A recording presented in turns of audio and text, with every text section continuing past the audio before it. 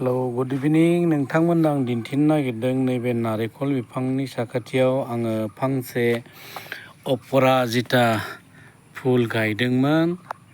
नैबे बिफाङानो अपराजिता नै मानबायदों बारसिगोन आरोखि। बेखौ आङो मोजाङै दैखोनानै गोजौआव आं मानबाय होनो नागिरदों।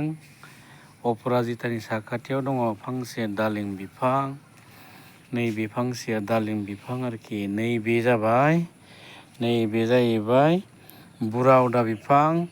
बे बुराउदाजों बेदरखौ मोजां साफा खालामनानै बानलु फिसा जाथि जालुक बायदिसिना मस्ला मस्लि होनानै मानिमुनि बायदिसिना होनानै जाला लोंनो जोबोद मोजां आरोखि।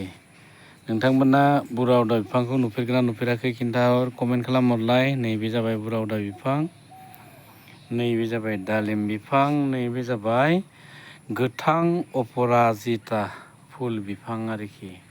नार्सारिनिफ्राय लाबोनानै गायफैदों, जोबोद मोजां जादों आरोखि। गोजोननाय थाबाय भिउवार नोंथांमोन। बेखिनियावनो दोनथ'बाय। मोनाबिलिनि बयनिसिमबो अननाय सिबिनाय आरो खुलुमनाय जासिहरबाय। गोजोन्थों।